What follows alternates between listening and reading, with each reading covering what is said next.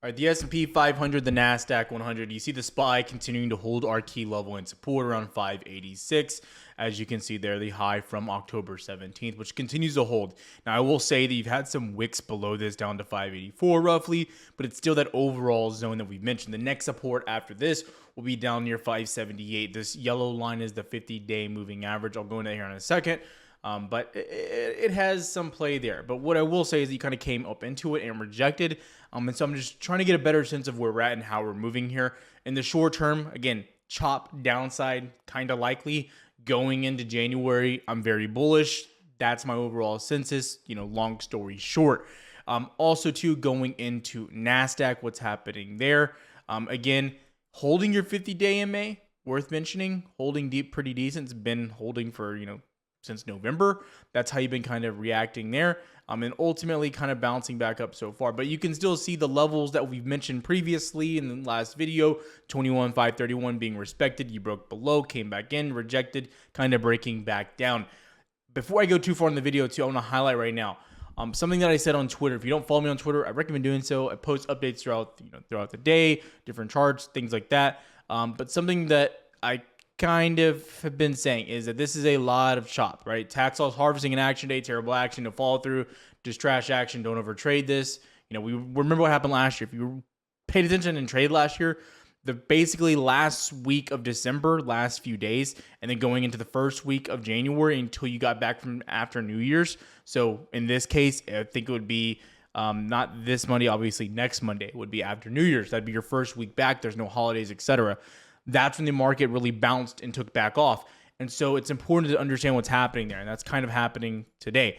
And again, I mentioned this tweet and people are probably like, oh, well, the market bounced. And yeah, you did. So from that tweet, within 20 minutes, the market bounced 100 points. It dropped 100 points. And then it kind of chopped back up. And then it ended up shooting up another like 200 points, almost towards 21,600. So you had decent movement for a while, but then you're not getting any follow through. The moral of the story is when you have chop action, it's a really great time to lose money. So during this action, I've been very, very passive. I'll take one, maybe two trades. I'm not getting over aggressive. I find really good setups. And that's going to be kind of the theme of the channel for the next week, right? And so just going over some of the stuff that I traded on the day, and I really only looked at two overall things. And I want to show you the possible loss and the win that happened there. I posted on Twitter as well. So again, for me, I'm always waiting for confirmation, especially looking for confirmation when we're in chop action. So today, the first thing I posted out was 846, AVGO looking for a break and hold down to 229. You wanted to break below basically 232.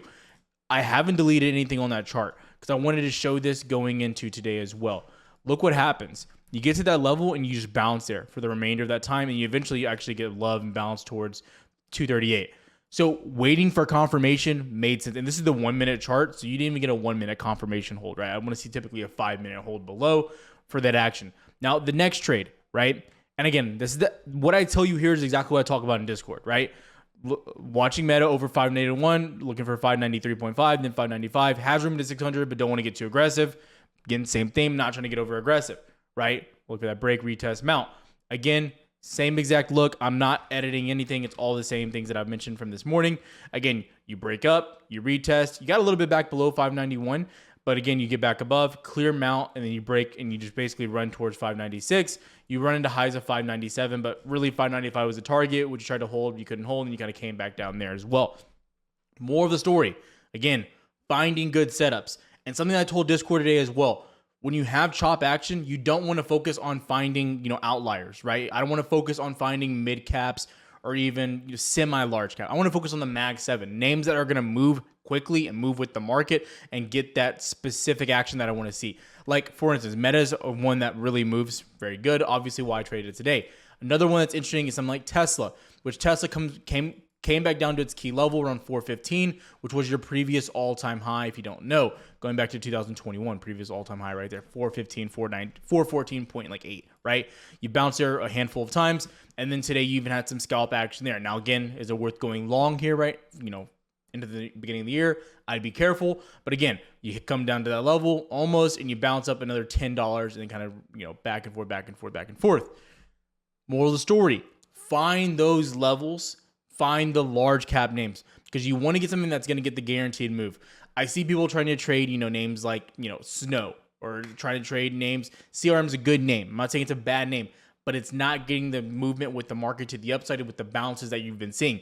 Names like AVGO, NVDA, Microsoft, Apple, Meta, Netflix, those of Amazon have been great movers, and they're your large cap Mag 7 names. So just understanding where to focus when you're trying to day trade is very key and important here, in my opinion, right? So again, do what you want with that information. That's just a little tip from Tyler, right? Also, too, guys, I want to give a shout out. If, again, you guys have seen me mention my funded futures a lot here on the channel, and ultimately, I'm really happy. I've got a lot of DMs from you guys, and I'm just really happy that you guys are finding success with this. If you're someone with a smaller portfolio, I would really just look into funded trading. Even if you're not using my funded futures, I think it's the most affordable tool I use, and I use Top Step. I don't have a sponsorship with Top Step, so you can check them out as well. But again, I just see the success you guys are having, and I'm happy for you guys. And that's ultimately the point of this channel, is to give you guys an edge and to show you different ways to make money in the market and to focus on making money. So if you're interested, the link is down below. We're going to be we have the mastermind coming up for Discord, but we might be doing a new one as well, going over specifically futures in the near future, like 2-3 months out from now. We might do that. I don't know. That'll be like a wait list and things like that. We'll go over that later. But anyways, if you're interested, the link is down below. Check it out. I always answer questions on Twitter too. So if you guys are interested and you have questions, guys, Twitter's an easy way to get a hold of me. Very easy. Now, unless you ask me something completely stupid, then I won't respond like, hey, Tyler, can you chart in video for me right now? No, I'm not going to do that right now. If I do chart request, then that's probably the proper time to ask. So again, read the room. But if it's a legitimate question like, hey, Tyler, like I have a specific question about futures, the differences, I'll probably answer rather immediately. I live on my computer. So yeah. Anyways, next up, what we're looking through going into tomorrow and into this week. Now, again, SPY. I want to be very clear here. And I want to use the 50 MA. Now, again, 50 MA is good. Me and Jordan mention it a lot. The ones you always see me mention are the 200 daily and the 200 weekly. Less is more in most cases. But the 50 MA, you're just sitting below this right now, and you're going to reject it on SPY. Now, to get bearish, though, you need to hold below 586. Below 586, I would be looking towards 578, towards 576 to get that gap fill there. I'm not opposed to getting the downside in the gap fill. What I will say, though, is getting some downside does not necessarily make you that bearish. Okay, I want to highlight a few things here so you don't misinterpret my tone, right? You had a good bounce today. You really did. So, okay, going to Nasdaq, and I think you have to look at futures to understand what's happening with the overall trend, right? So really quickly, as you zoom out here on the NQ, right, Nasdaq, you are clearly making higher highs and higher lows. For me to get bearish on NQ, like to really get bearish, I mean, at least breaking back below 20,400, 20,350, give or take, right? We have to really start breaking back towards that downside, right? And at the very least, getting back below your 50-day MA, because you've been holding above this since essentially September 16th. So again, what you're looking at there is overall the market is still moving in a very, very good way, very positive direction right now, and you're finding buyers kind of where you need to. Going into ES, the story is even harder to get bearish here because you're moving up so well. I mean, you haven't even came back to your big level, in my opinion, which was your July high back here, right? Very important to understand. Again, I already had it marked out. 58, 54. You haven't even broke below it. If you get below that, I could see some downside. But then again, you still have major support, which you tested a handful of times. If you guys remember, you're 5,800, 5, 57, 90, give or take. So it's hard to jump the gun and say, okay, I'm bearish, I'm going to go short, this and that, because you're still moving in such a good overall trend. And I know some of you guys are going to be like, well, this is a head and shoulders.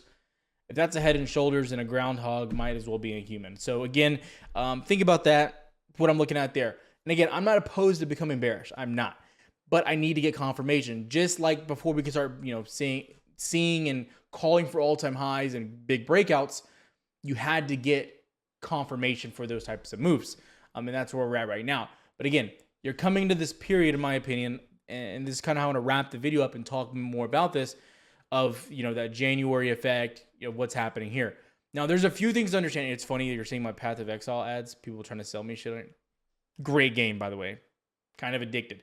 Anyways, but the January effect of what happens to the market. Now, there's a few things to understand about the January effect. Now, let's talk about the bullish things, and then we'll talk about the bearish things right now. Number one, the bullish effects of the January effect. Typically, the market, January is like one of its tops months. Like, historically speaking, January is one of the best months out there. I can pull up Edgeful. I just don't feel like doing it right now. Number two, you have a president-elect coming into office, Donald Trump.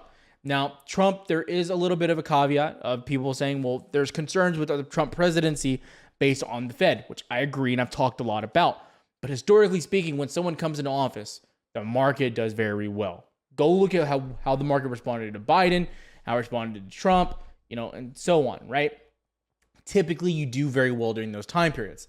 Now, the important part here, the January effect of what's happening here and what you're seeing right now. People are like, well, Tyler, if this is so great, then why is the market getting affected right now? And again, you can go look back at last year, and I'm going to go into the end of that here in a second. But let's go look at SPY just so I have less days to cover. Just really quick. So if I go to SPY back here, 2024, right? Yeah, this is SPY. Okay, December, very important to understand these days. Okay, right here. This is December 28th. Today is December 30th. December 28th through essentially January 5th, that first week of the year, right? It's not really a full week, but you get what I mean. From December 28th through the 5th, you went straight down. And then buyers stepped in after the holiday. Understand, you had a Christmas holiday, and now you have the New Year's holiday, which the market will be closed for as well. We already know during holiday months, weeks, whatever, you start to get less volume. Okay, so again, when I look at this, what I'd be expecting. The other part here, right? You typically get that downside push from this as well, going into this, from December all the way into the beginning of January. Now, people saying, well, Tyler, how are people losing money? And this is one of the questions I got on TikTok earlier when I made a video, and I was like, dude, I don't know how to talk to people sometimes. Okay, for instance, NVDA. People were like, well, how are investors harvesting losses on NVIDIA? Okay, how is this happening? Now, let me paint a picture for you. NVIDIA is a part of the Nasdaq. Okay, Apple is a part of the S&P 500 and the Nasdaq, right? Well, if people are harvesting losses on a majority of those names and the Nasdaq is getting hit, what does NVIDIA follow a lot? It follows the Nasdaq. Okay, what does Apple follow?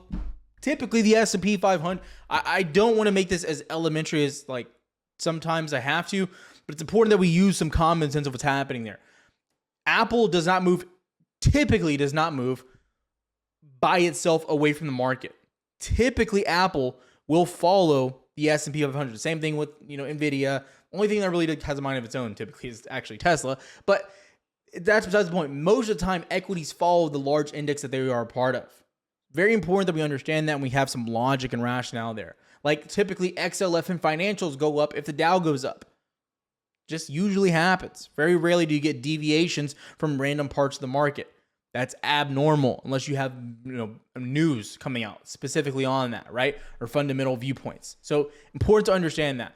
So am I saying that this sell-off is 100% based on tax loss harvesting? No. But what I will say is there's things that are kind of lining up there, and it reminds me a lot of last year. And I don't even think this is as bad as last year. But last year you saw a lot more red in my opinion. Okay. And then on top of that, again, you have the president-elect coming into office. So those are just big things, in my opinion, that are setting up, in my opinion, for people to get a little bit too bearish here. The one thing, in my opinion, that can make the market very bearish that I've said plenty of times, is the Fed coming in with a bad narrative against Trump. That is the worst case scenario for the market. And I just don't think we're there yet, and we won't really be there until the Fed will let us know, right? We'll know at the next meeting their feelings, right? And the meeting after that. So very important that we don't jump the gun on conclusions and try to become, these predictors of everything that's going to happen. If you're making money in the market and you're focusing on trading and that's your goal, day trading, whatever it may be, right? You need to learn to be reactive and not, you're not reading a crystal ball. You're not a palm reader, right? You're not predicting the future. Now, if you're going long-term investing, then you have a prediction for that company, right? But it's different than going short-term. When you play that prediction game in the short term, you have a lot more margin of error. Whereas if I play the prediction game for Tesla for the next 5 years, I have a lot more room to be wrong, right? And to be right. There's things that definitely can happen in that period of time that become very bullish for the company. So definitely important to understand your viewpoint, where you're at in the market, and how you're interpreting that. Again, I'm trying to be as unbiased as possible. Follow on Twitter, the Discord links down below, all that stuff. Have a good one, traders. I'll see you tomorrow.